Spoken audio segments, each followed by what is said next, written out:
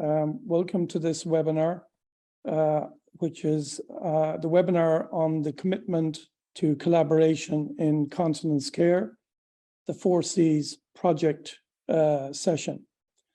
My name is Eamonn Rogers. I am the chairman of the Patient Office of the European Association of Urology, and we are one of the 4 proud members of the 4Cs project, along with the World Federation of Incontinence and Pelvic Problems, the International Continence Society, and last but not least, SINUG. And I will be introducing you to Professor Pedro Blasco Hernandez, who will speak about that wonderful national association, who have been very much involved in setting up this exciting initiative. So just to outline the webinar, what we're going to do is, obviously, as I mentioned, I will introduce Professor Blasco de Hernandez, and then we're going to have 2 short videos. One is from the annual Congress of the European Association of Urology this year, held in Milan, which shows is a TV interview with the key stakeholders of the 4Cs project.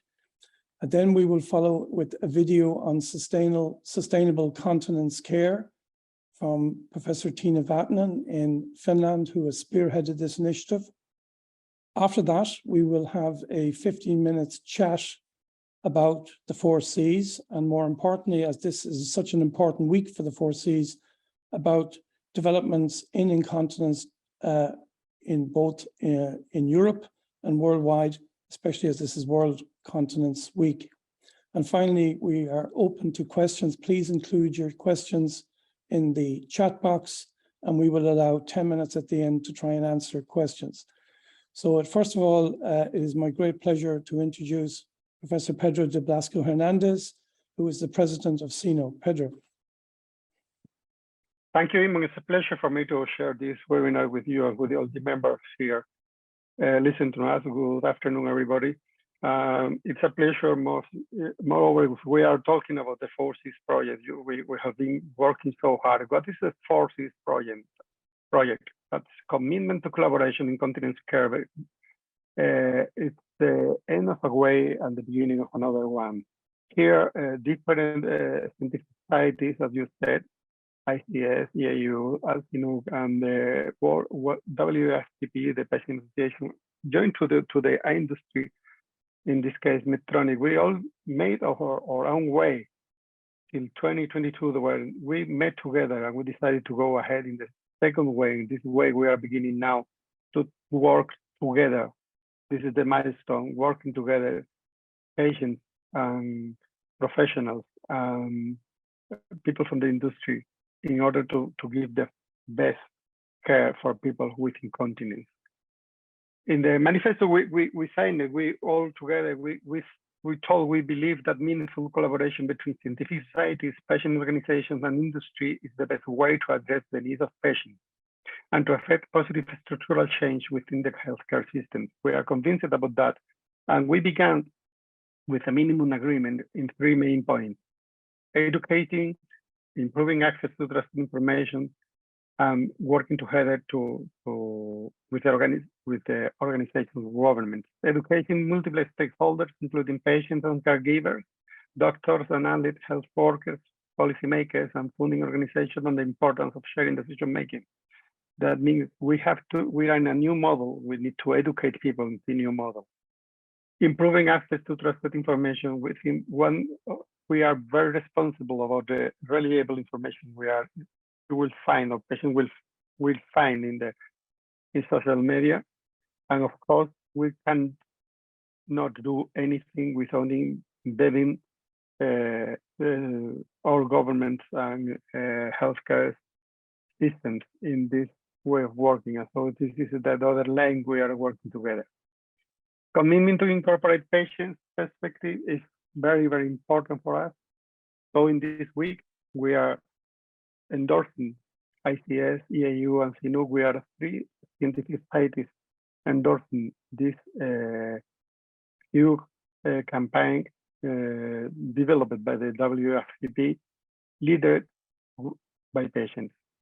So nothing more to talk at the moment. We will be open to questions, as Eamonn said at the end of the video. We will find here two main videos. One about the whole meeting in AAU Congress in Milan, and the second one, a very important one, talking about sustainability, that it will be one of the biggest problems in the future, talking about incontinence too. Thank you for being here. I hope you will enjoy the videos. Thank you very much, Pedro.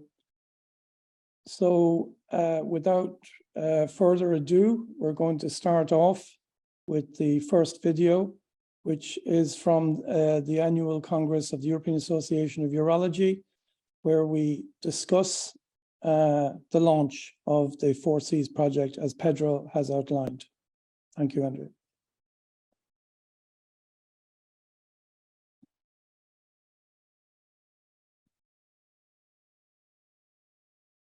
Hello, colleagues. As urologists, we are aware that urinary incontinence is a huge burden for our patients. It's also a huge cause of chronic disability, and it's predicted to be more prevalent than hypertension by 2050.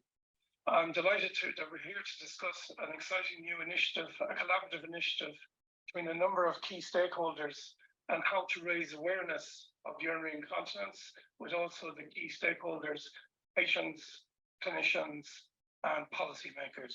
So I have a distinguished panel here today. I'd like to, first of all, introduce Pedro Blasco de Hernandez, who is president of SINUG. He's a urologist in Seville. He's chief of urology in Seville in Spain. I have Lynne van Poelgeest, who has pioneered patient advocacy for urinary incontinence for more than 30 years then, and is, of course, the leader of the World Federation of International of Incontinence and Pelvic Problems. And finally, Professor Philip van Kerbroek, who has also pioneered urinary incontinence for many years and has been is currently chairman of the AU History Office and vice chairman of the AU Policy Office. So you're all very welcome. Pedro, I'd like to start with you, if you don't mind.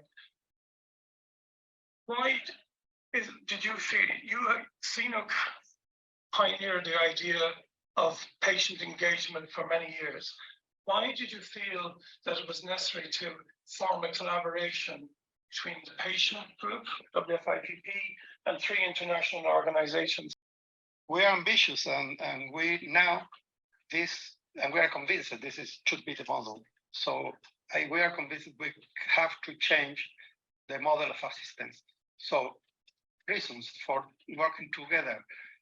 Reasons for working together are synergies. We can improve synergies between scientific societies. We are usual to work together, but we have to work, including patients at the same level, patient association. So that's what the first reason, synergies.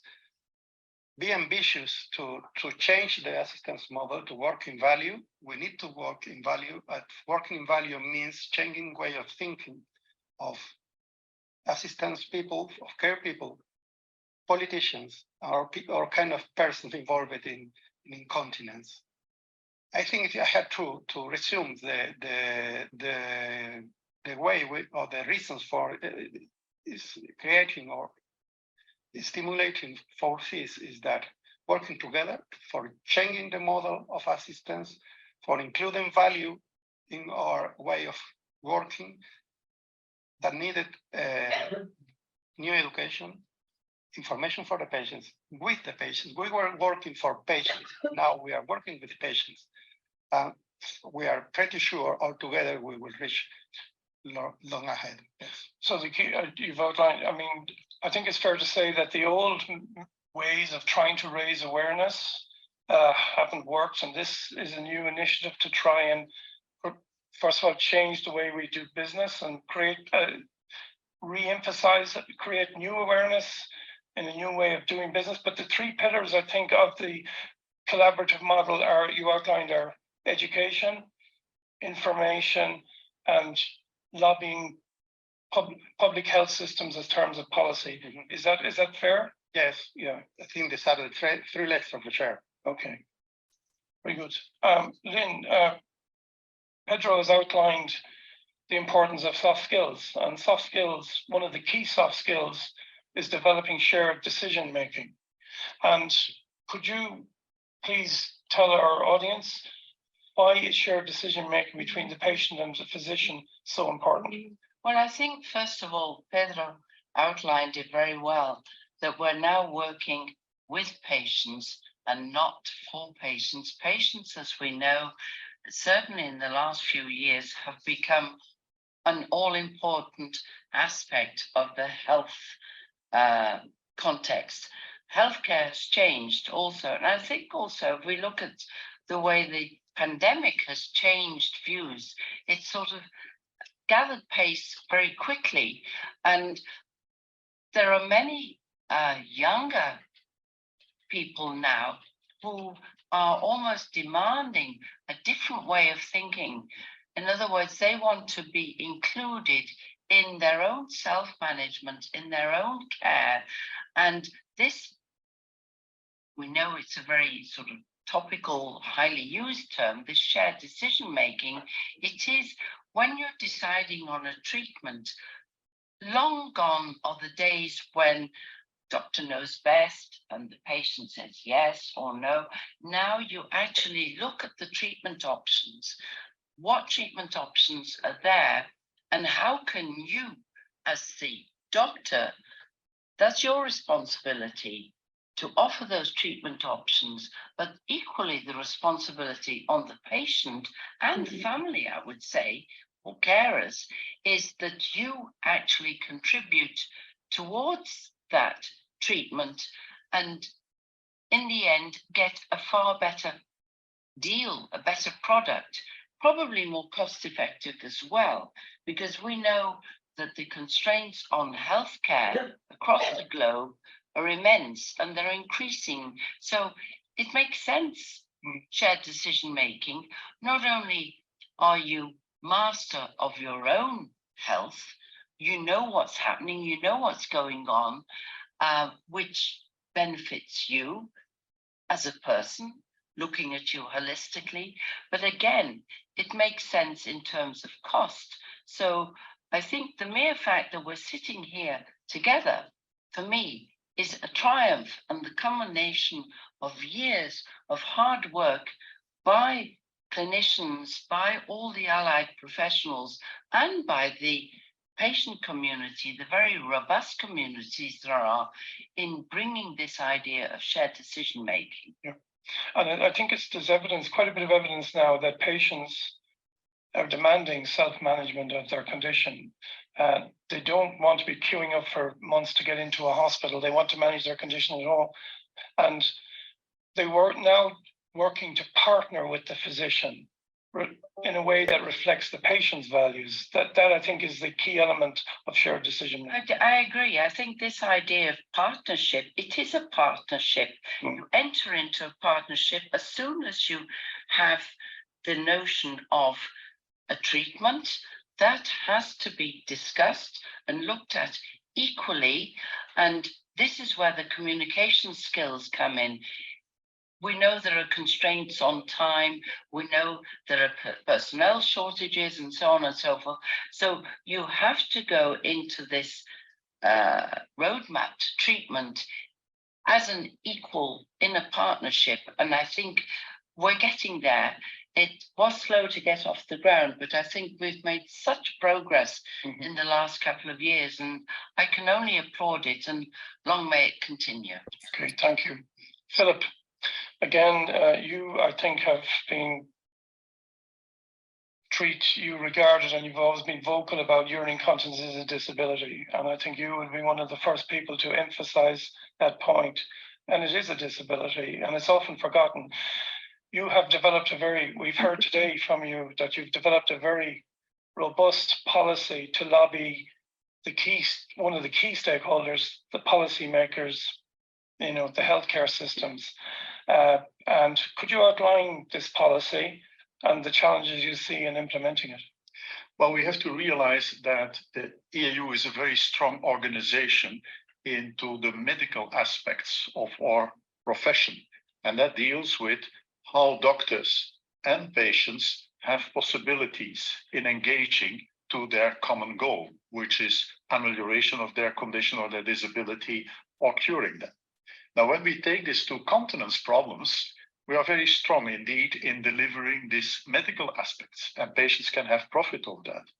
But both patients and doctors live and work in a larger environment that is not controlled by patients, that is not controlled by doctors even, that is not always controlled by hospital administration, but that are very important and impact on what patients can have as access to care, the type of care, or sometimes simple things as access to toileting facilities, that for patients with continence problems is very important. So the executive of the EU realized that it was very important to pay attention to this. And there is a policy office that was quite successful in putting oncological problems on the European map. And they asked me to make a program to put also non-oncological problems on the European map. And we took continence health as the first topic for that endeavor. So we're currently working on a strategic plan, indeed, to bring the awareness of these problems to the European policy makers. It's a very important time because next year there will be European elections. And so programs that will be used in the campaigns of the European politicians will be established in the coming year. And so it's important that we bring continence health on this European map with the plan that we are elaborating at this moment, trying to indeed raise the awareness and based on that have, I would say, an umbrella of different aspects related to continence care that will be of benefit for patients and also for caregivers. The point is that you have the European organization, you have also the national organizations, so it will be a big task indeed to match these elements in the preparatory work, but also once we have this on the European map in the further elaboration and the implementation. You recently, your office, and you identified a potential source of funding. Would you like to tell us about that? Well, the EU is very much pro putting this on the European policy map, and so the sponsoring of the EU is very important. We know that also the industry is very interested, but for the time being, in order to develop this strategic plan, we want to be independent. So it will depend largely on the European Association of Urology, the benefit of their members, which is very important, which are the doctors, and as consequence also the profit of the patients. But you've I think you successfully identified a possible funding source from the EU. Your office recently, you developed a strategy to get funding, isn't that right? Yeah, absolutely. Yeah, could you tell us about that? Well, the details have not been established, so there is some confidentiality. I see. Okay, I think then I understand that. Okay, thank you. Okay, so anybody else like to make some final comments, Pedro? Together we will go pray. Lynne? Just that I'm absolutely delighted that we now have this new initiative, this commitment to collaboration in continence care, the 4 Cs. I think it's a massive step forward. Thank you, Philip.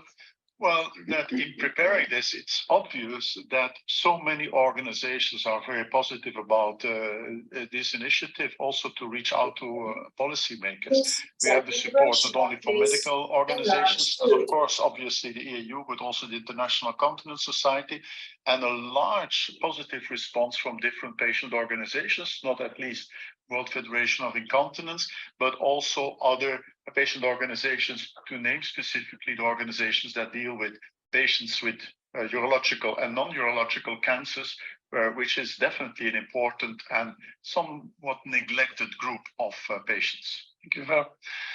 Well, we finish on that. This is a journey that began in Madrid in November 2022. It has evolved, taken a significant step during the EU Congress.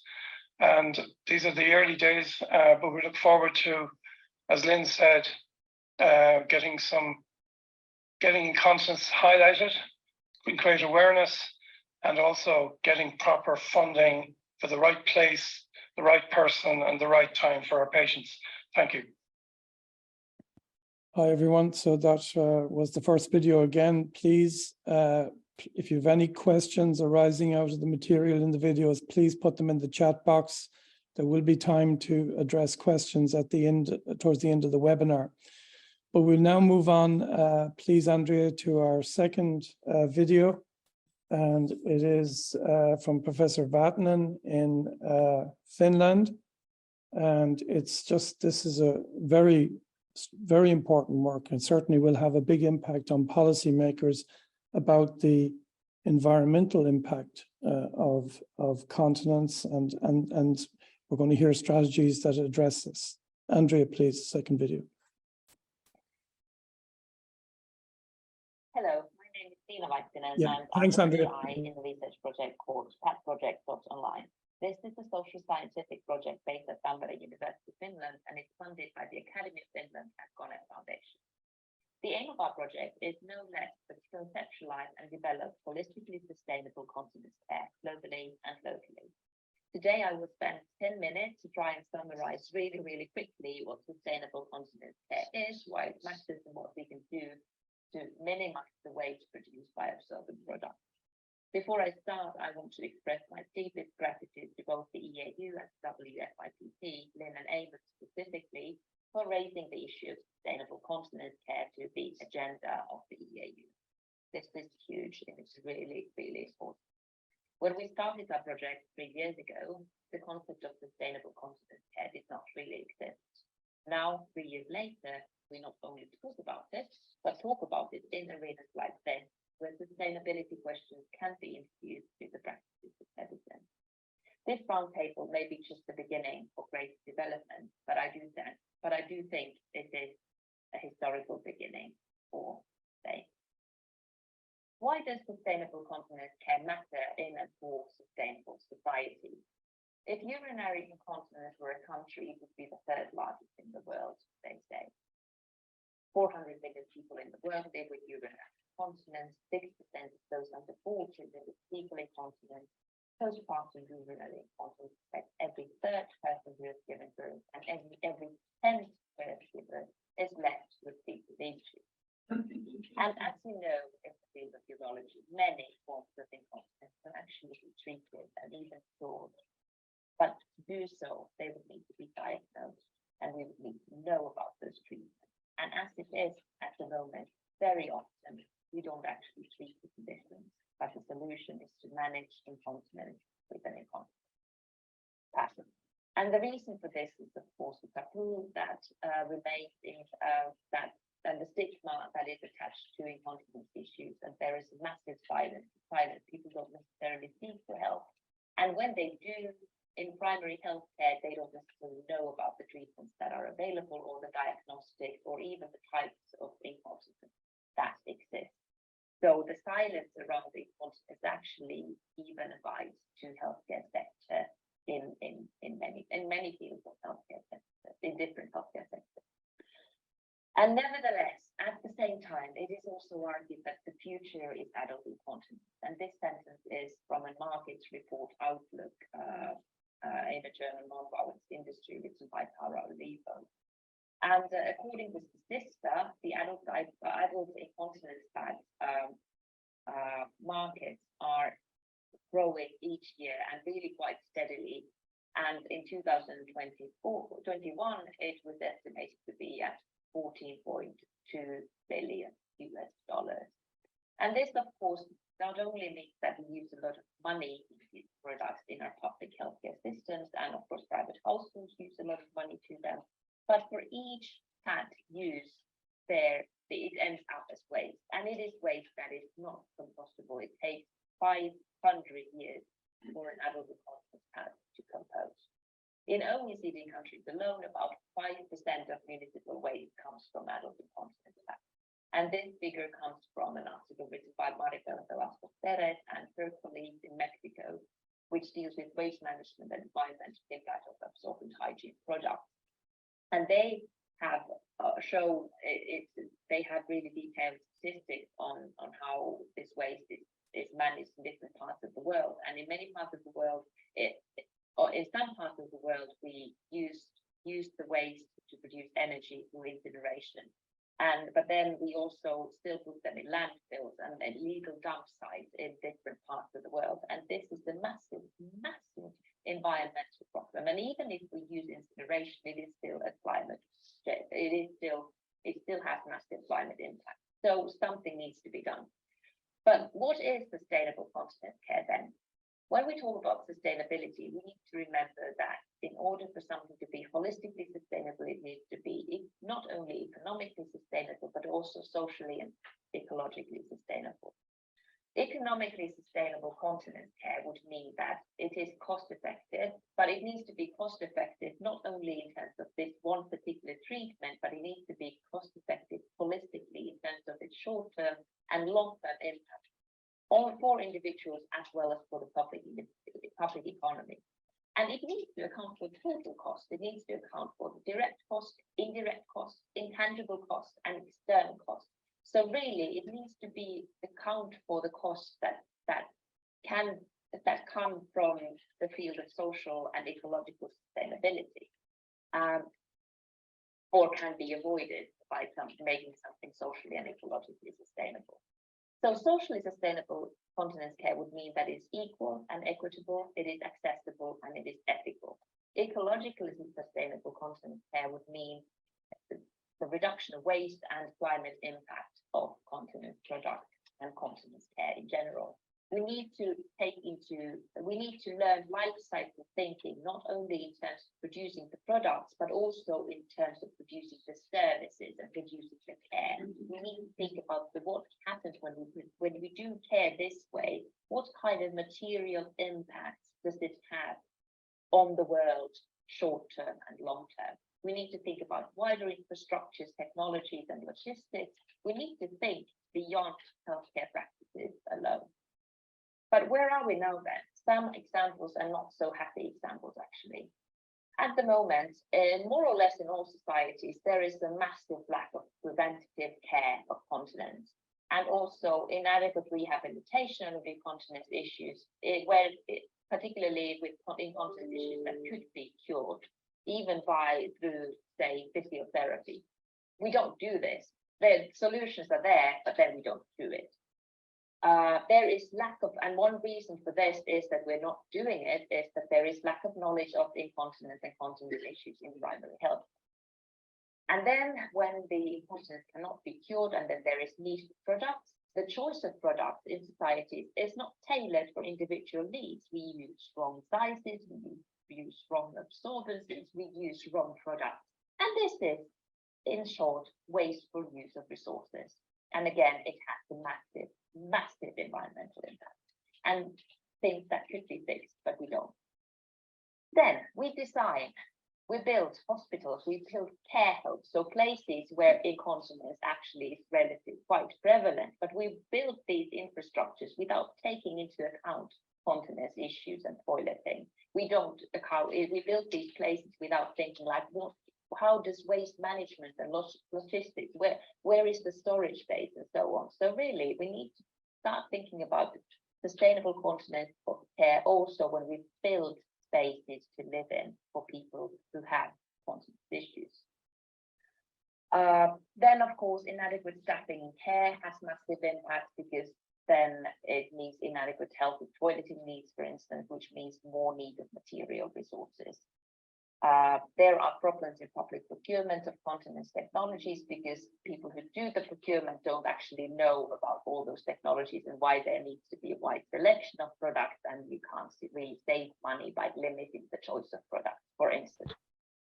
And also some international standardizations may be incentivized in the industry to make sustainable innovation. And finally, there is very little attention paid to incontinence care and continence care in low resource settings and in the majority world, in global health politics, and in discussions of sustainable development goals, and so on and so forth. But okay, what can urology do towards sustainable continence care in urology? And this is something that I really look forward to hearing what the panel actually discusses. But I have some tips. So, first of all, sustainable continence care must account for the multiple realities of incontinence. and multiple realities of continence care. We need to remember that although urology is a field where there is a lot of knowledge about cure, especially cure of incontinence, urological practice actually provides only a partial view of what incontinence is and what continence care is. And this means, and nevertheless, when we develop sustainable continence care, the urologists actually have a massive role, really crucial role to play. And this is because you guys have power and you have influence within the healthcare system. So use that power and influence to develop sustainable continence care. I'm going to take one more minute. I'm going to go 1 more minute over time.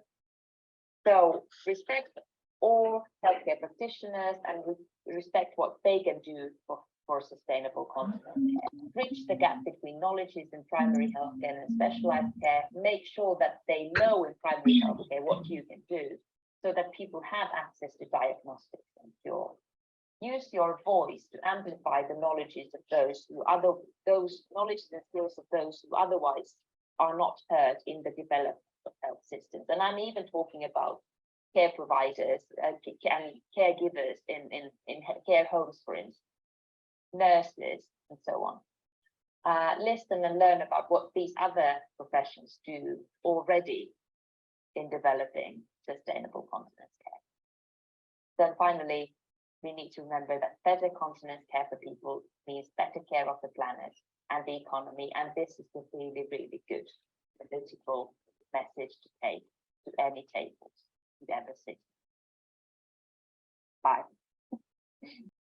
Okay. Again, after that excellent presentation by Tiina, there's a lot of topics for discussion, I feel, in the question when we go to a question and answer session. But the next item on the in this webinar is really just to discuss, are we learning from what the 2 videos are saying? Are we, how far down the line are we in terms of reaching the ideals of the 4 C's that Pedro outlined there, of education, of access and policy?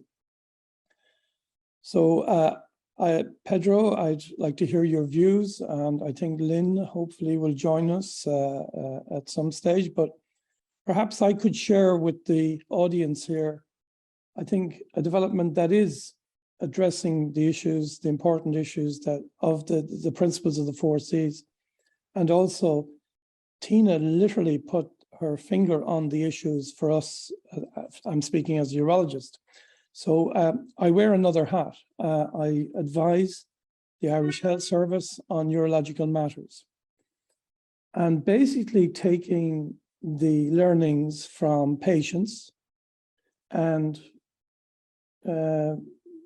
exactly as Tiina had outlined, the Irish government, are starting a project which will be having a dedicated service in the west and northwest of the country, well over 1.5 million people,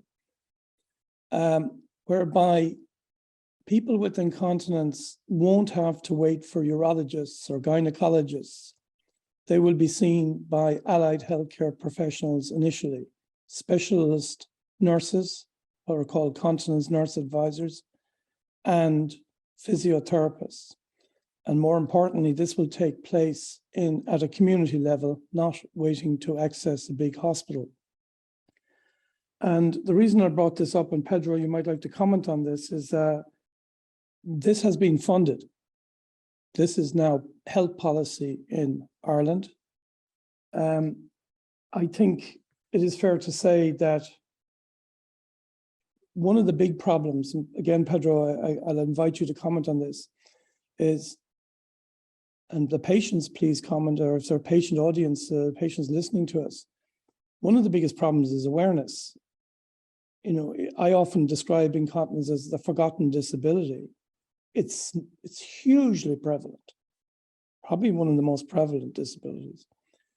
For reasons, it's not prominent in the mentality of healthcare givers, or indeed policymakers, because patients sometimes are shy to talk about it. It's a taboo subject.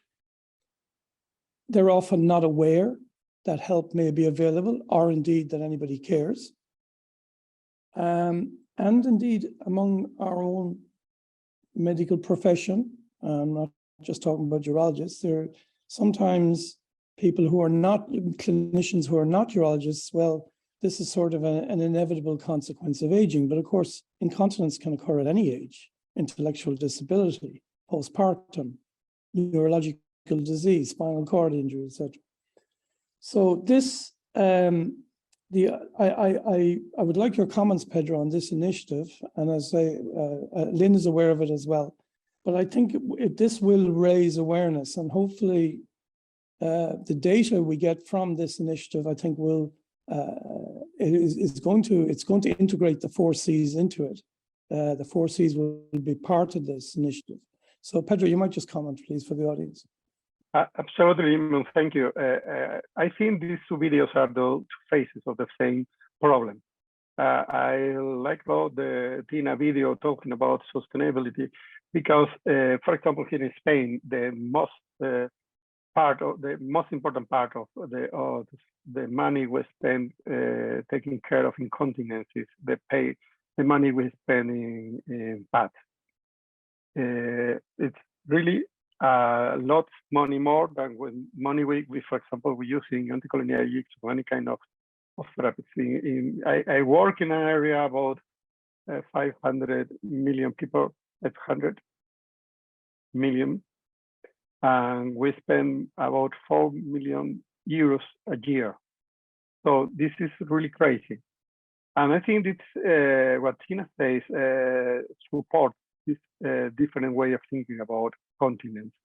We not only have the problem of the people, we only have to work with the people coming to our office. This is very important, as you say, to raise awareness about this condition, to inform people, to give people reliable information about what they are suffering of, how they can be helped, and where they can go to reach or to receive that help. The movement, you are working in Irish with Irish government is really a huge effort to give a proximity actuation to patients with incontinence. And I think all of this goes better when you develop the soft skills.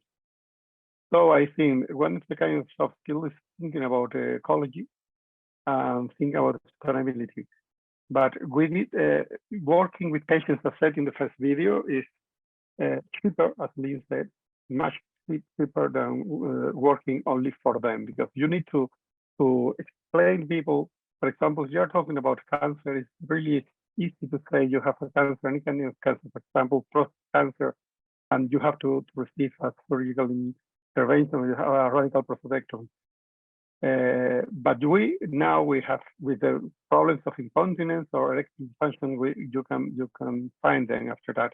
And when you say to a patient you have a prostate cancer and we can expect and we can wait, we can only have to survey the cancer to visit. We have to watch the cancer. We don't have nothing to do. You need to explain very carefully for a long time in order to patient to understand what you are talking about. Active surveillance is a kind of treatment for determined cases of the cancer, but you need to explain them very carefully, and you need to be the empathy, and you need to have any kind of soft skill, a lot of soft skills that will raise your capacity to reach the patient. I think this video finishing is another way of thinking, where this is the way we have to work with incontinence people. Continent people are with incontinence. We need to now we are not only surgeons, or we know we have to be conscious that we have a responsibility in other ways of prevention, proximity and accessibility, and sustainability. And I think FORCES is going in this way, of course. Yeah, no, thank you, Pedro. I know Tiina is in the audience, and I would feel again, any of the audience members, please feel free to chat and join this discussion, and we'll highlight your questions. But I think the lesson is, it's all of the above, as you say. It's education, information awareness, and policy, because again, Tiina has outlined the impact of incontinence, apart from the personal devastation, you know, directly of being wet, but also the mental health issues associated with it. This is really a societal issue. You know, there is concerns about incontinence aids and how they affect the environment. And also, I think there's one thing I've noticed with policymakers, and this perhaps is something learned from working with the Irish government, the impact on productivity is important. People, you know, are not productive, they don't work. And another issue is that having policies that you know, such as the 4 Cs and in healthcare in the different countries, it actually reduces hospitalization and nursing home admissions, even in the elderly. And it is, of course, financially saves money. We did a little study in Ireland that for the cost of incontinence aids was 600 and 700 euro, we'll call it per unit. You'd have a specialist nurse available to the patient in their locality for 250 euro. So we have, you know, I think these are the arguments, Pedro, or would you agree these are the arguments that we have to make as well? May I come in Yes. for a moment? Hello, Lynne. Hello. Yeah, yeah, may I come in for a moment? I'm sorry, I've just come in from a very challenging and inspiring panel when we were talking about the role of caregivers, and a lot of the things, as I've just been hearing now, if we talk about incontinence, post-prostatectomy or whatever, and all the hidden aspects there, both for the patient and both for the caregiver, I think that's just coming to light these days when people are talking about the famous survivorship and how do we deal with these issues these days. I mean, we were talking about sexual dysfunction, which is swept under the carpet. I mean, you're cured of your cancer, but what then? I mean, there's such a thing as quality of life and so on. And this has been portrayed just now in this meeting I was in. But I think the 4 Cs itself is exactly designed to look at these issues on sustainability, yes, of course, and cost elements, but I think very much more so is looking at how we look at a patient and the caregiver and the various roles designated for the healthcare professional and the patient, and how we have a new way of thinking. I think this is the dawning of a new age, and I think this 4 Cs project, I feel very passionate about it, that we can actually make that difference. Sorry to butt in, but I wanted to say that. Thank you, Lynne. I think that's a good opportunity now for the remainder of the webinar to start opening this up to formal questions. I'm looking at the chat box. I don't see any questions. Please don't be shy and submit questions. I'm going to ask Lynne, I'm going to address a question at you, and I'm speaking as a clinician. How much of a taboo subject, how much of a stigma is it, how easy is it for patients to talk about incontinence? It's not. That's the short answer. And I think for men, even less so, for obvious reasons. I think women are more used to being open about certain aspects of their anatomy and so on and so forth. But for men, this is something which is, again, the hidden aspect of it now. And I think people are beginning to realize that mental health and incontinence and depression, all these things come to the fore. And it's very, very real. And it builds up over time, this idea of feeling alone. And I think in certain cultures, even more so. I mean, if you're incontinent, wow, wait, you're unclean, you're this, you're that, the other. How do you deal with that? And these are issues that in this day and age, we must address. And it doesn't matter whether you're a healthcare professional or a patient advocate, industry or whatever, it's our duty, if you like, as champions of this particular condition.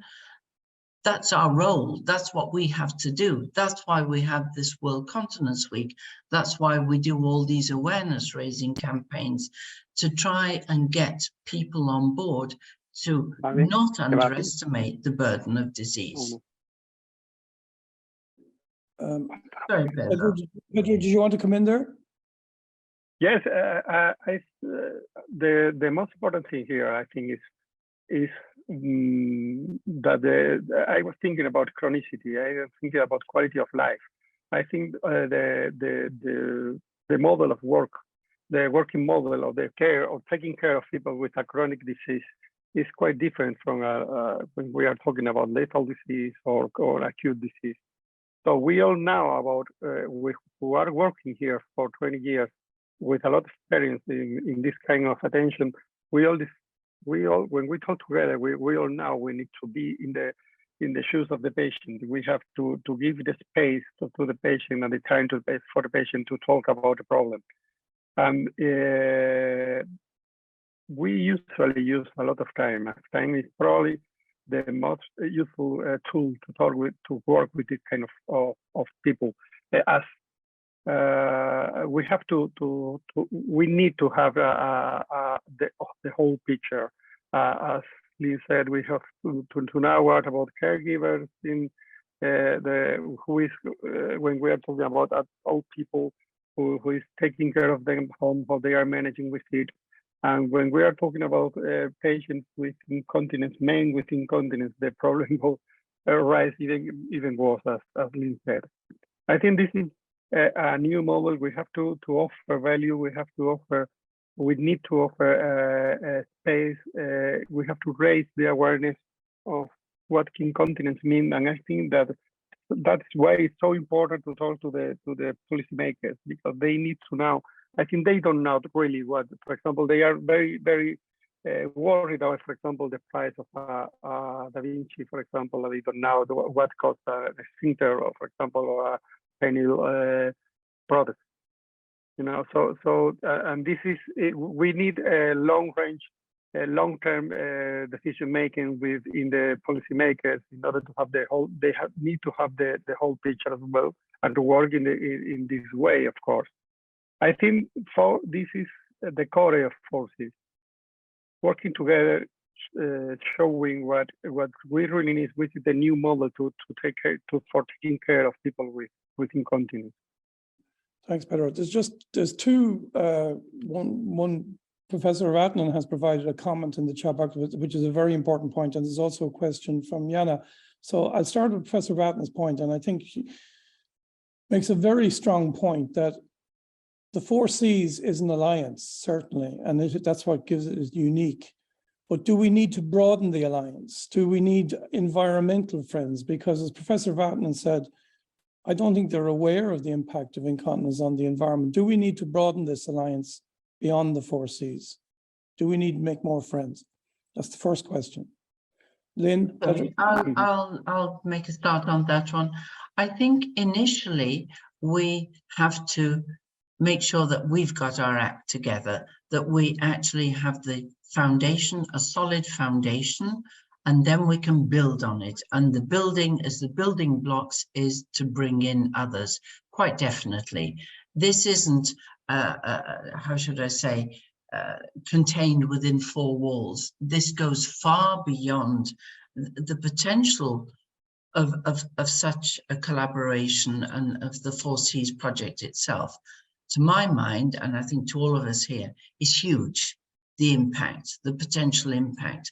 But we have to have a very solid basis. We've seen that very recently here in the Netherlands, Eamonn. We have to convince people, and the convincing is key. That's number one. And then I think we can maybe expand. Pedro. Yes. I think we have to I think we have to go ahead in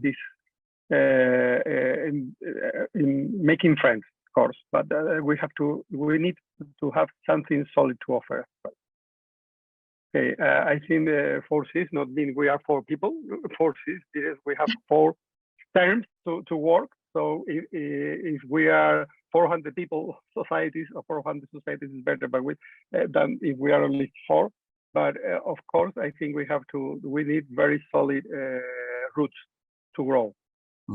And I think we are making them, because probably we think something much part of time we like to, or we think we need very big efforts, or very huge efforts to, as for example, Eamonn is getting in Ireland. But this is important. This webinar is important. The World Continence Week is important. Every initiative took place in this week is important, because it's said that if you talk about the corporations or healthcare systems, they are very huge institutions, and they move very slowly.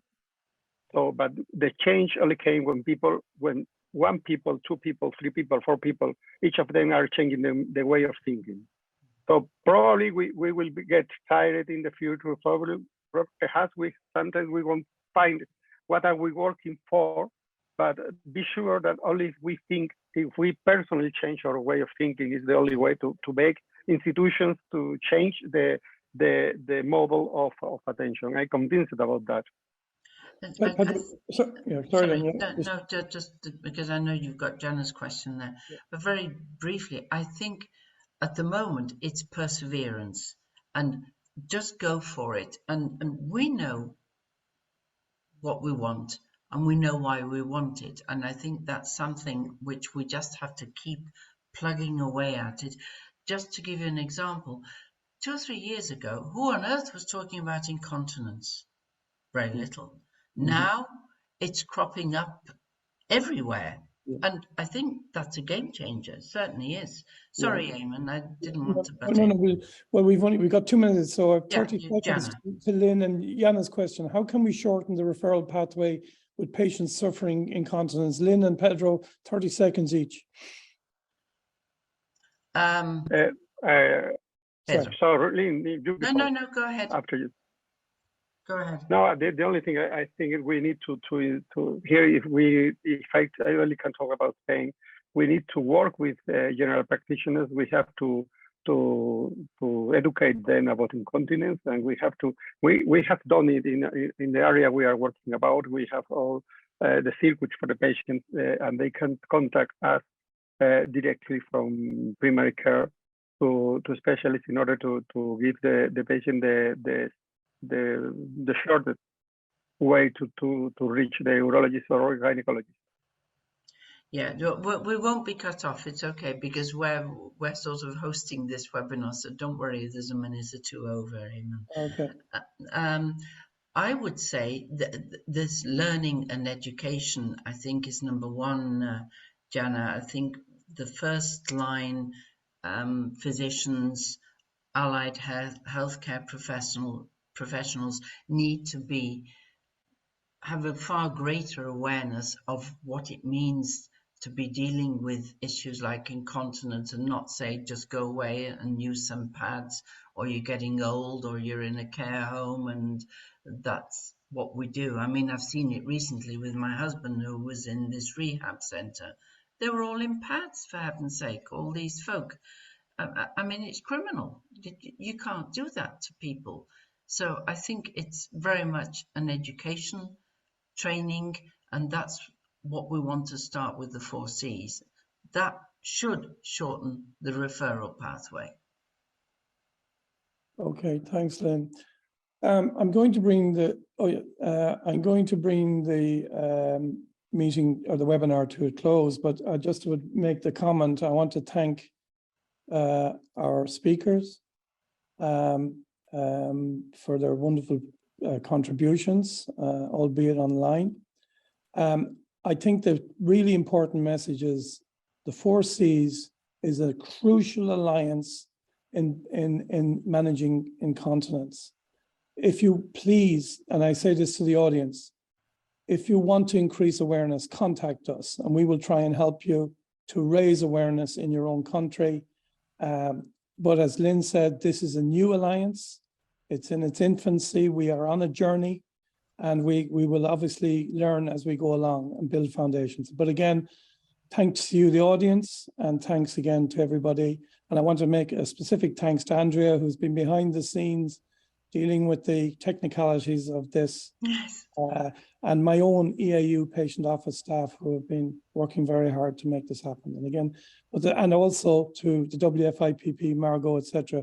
There are a lot of people I should name, but have been behind the scenes making this all possible.